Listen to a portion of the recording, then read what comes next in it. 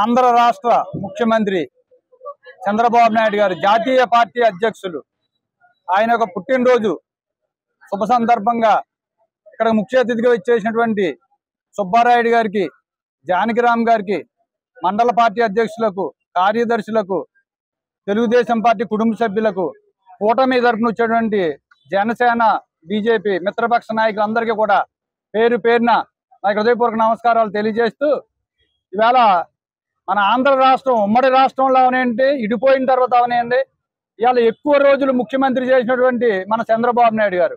అలాగే ఈ ఆంధ్ర రాష్ట్రం యొక్క చరిత్ర మార్చినటువంటి వ్యక్తి చంద్రబాబు నాయుడు గారు. అనేక ఉన్నటువంటి సంస్కరణలు తెచ్చినటువంటి వ్యక్తి చంద్రబాబు నాయుడు గారు. అలాగే ఐటీ రంగం అవనాయండి, ఇవాళ హైటెక్ సిటీ అవనాయండి, అనేక రంగాలను ఇవాళ ఆంధ్ర రాష్ట్రంలో ఆయన అభివృద్ధి చేసి ఇవాళ చాలా మంది యువతకి ఉద్యోగ అవకాశాలు కల్పించినటువంటి వ్యక్తి. ఇవాళ ఆయన లేని లోటు ఏమిటో మన గత 5 సంవత్సరాల్లో మనం ప్రజలందరూ కూడా స్వచ్ఛందంగా చూడటం జరిగింది. ఇవాళ అనేకమైనటువంటి నిరుద్యోగులు గత 5 సంవత్సరాల్లో నష్టపోయారు. ఇవాళ ఈయన వచ్చిన తర్వాత అనేకమైన ఇండస్ట్రీలు ఆంధ్ర రాష్ట్రంలో స్థాపించి ముందుకు వచ్చి ఇవాళ యువతకి ఉద్యోగ అవకాశాలు కల్పించడానికి అందరూ కూడా ముందుకు వస్తా ఉన్నారు. ఇవాళ శుభసూచకం. ఇలాంటి ముఖ్యమంత్రి మనకు ఉండటం మన అదృష్టం.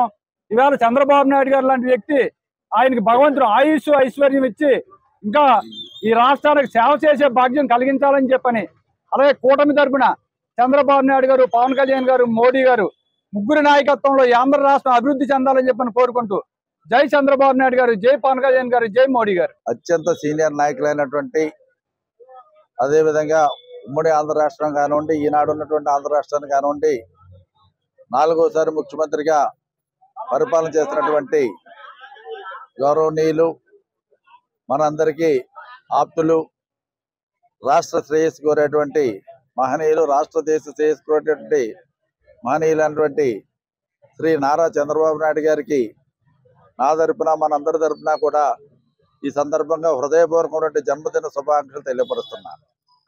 మరి ఈ రోజున ఒక ఆంధ్ర రాష్ట్ర ప్రభుత్వమే కాదు, ఈ రోజున భారత ప్రభుత్వం కూడా ముందుకు సాగుతుందంటే దాంట్లో ప్రధాన భూమిక మన చంద్రబాబు నాయుడు గారు అన్నటువంటి విషయాన్ని కూడా ఇక్కడ మనం అందరం కూడా గమనించాలి. చంద్రబాబు నాయుడు గారి గురించి మరి ఈ రోజున మనం ప్రత్యేకంగా చెప్పక్కలేదు. యావత్ ఆంధ్ర రాష్ట్ర ప్రజానికి కానీ లేకపోతే భారతదేశంలో ఉన్నటువంటి అందరికీ కూడా చంద్రబాబు నాయుడు గురించి తెలియనటువంటి వ్యక్తులు ఎవరు కూడా ఉండరు. మరి ఆయన రాజకీయాల్లోకి వచ్చిన తర్వాత ఆయన ఏ విధంగా కార్యక్రమాలు నిర్వహించారు, ఏ విధంగా కార్యకర్తల విషయంలో కానివ్వండి, సమాజంలో ఉన్నటువంటి ప్రజల యొక్క విషయంలో కానివ్వండి, ఏ విధంగా ఆయన ప్రత్యేకమైన శ్రద్ధ తీసుకుంటారు, ఏ విధంగా బడుగు బలహీన అటువంటి ప్రజానికానికి అందరికీ కూడా ఆర్థిక పరంగా, సామాజిక పరంగా, రాజకీయ పరంగా పైకి తీసుకోవాలని రావాలన్నటువంటి ఒక పవిత్రమైన ఆశయం, ఒక పవిత్రమైన లక్ష్యం కలిగినటువంటి వ్యక్తి మన చంద్రబాబు నాయుడు గారిని సందర్భంగా నేను మీ అందరికీ కూడా తెలియపరుస్తున్నా. మరి ఈ రోజున ఆంధ్ర రాష్ట్ర యొక్క ఆర్థిక పరిస్థితి ఏ విధంగా ఉన్నప్పటికీ కూడా ఈ రోజున మనం చూస్తున్నాం, బీసీ సోదరులు కానీ, కాపు సోదరులు కానీ, మిగిలినటువంటి సోదరులందరికీ కూడా లోన్లు ఇస్తున్నటువంటి విషయాన్ని మనం చూస్తున్నాం. అదేవిధంగా 4,000 రూపాయలు పెన్షన్ ఇస్తున్నటువంటి మనం చూస్తున్నాం. మత్స్యకారులకు మనం చూసాం 20,000 రూపాయల కాడికి మత్స్యకారులకు కూడా ఈ రోజున గ్రాంట్ రిలీజ్ చేసినటువంటి విషయాన్ని కూడా మనం చూసాం. అంటే రాష్ట్ర ఆర్థిక పరిస్థితి బాగుందా బాగోలేదన్నది కాదు, ప్రజల యొక్క సమస్యలు, ప్రజల యొక్క అవసరాలు తీరుతున్నాయా లేదన్నది చంద్రబాబు నాయుడు గారి యొక్క ముఖ్య ఉద్దేశం. అదేవిధంగా మరి చంద్రబాబు నాయుడు గారు ముఖ్యమంత్రి అయ్యి ఈ 9 నెలల కాలంలోనే మనం చూసాం ఏ విధంగా ఆంధ్ర రాష్ట్రాన్ని ఉరుకులు పరుగులు పెట్టిస్తున్నారో. ఒక పక్కన పోలవరాన్ని మరి ఉరుకులు పెట్టిస్తే మరి ఒక పక్క అమరావతిని మరి పరుగులు పెట్టిస్తున్నారు. అదేవిధంగా మరి ఇరిగేషన్ విషయంలో, మిగిలినటువంటి ఇరిగేషన్ ప్రాజెక్టుల విషయంలో కానీ, రోడ్స్ విషయంలో కానీ, మరి వ్యవసాయం విషయంలో కానీ, ముఖ్యంగా మరి హెల్త్ విషయంలో కానీ, ఎడ్యుకేషన్ విషయంలో కానీ, మళ్ళీ లేకపోతే బీసీ సంఘాలు మరి అందరికీ కూడా బీసీ సోదరులు అంటే చేతి వృత్తులు చేసుకుంటే ప్రతి ఒక్కరికి కూడా ఈ రోజున ఆర్థిక సహకారం అందే విధంగా చంద్రబాబు నాయుడు గారు చేసినటువంటి కృషికి మనం అందరూ కూడా ఆలోచన చేయాలి.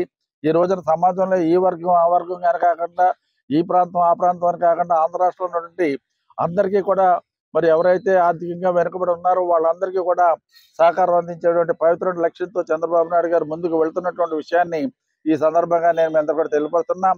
చంద్రబాబు నాయుడు గారు ఆంధ్ర రాష్ట్రంలో పుట్టడం మనందరికీ కూడా గర్వ కారణం అని కూడా ఈ సందర్భంగా నేను మీ అందరికీ కూడా తెలియపరుచుకుంటూ, మరి ఈ రోజున కూటమి ప్రభుత్వంలో చంద్రబాబు నాయుడు గారు, పవన్ కళ్యాణ్ గారు ఒక అన్నదమ్ముల్లాగా కలిసిమెలిసి ముందుకు వెళ్తున్నటువంటి విషయాన్ని మనం చూస్తున్నాం. మరిన్ని వీడియోస్ కోసం ఛానల్ ని సబ్స్క్రైబ్ చేయండి. లేటెస్ట్ అప్డేట్స్ కోసం వాట్సాప్ ఛానల్ ని ఫాలో అవ్వండి. ఆ లింక్ డిస్క్రిప్షన్ లో ఉంది.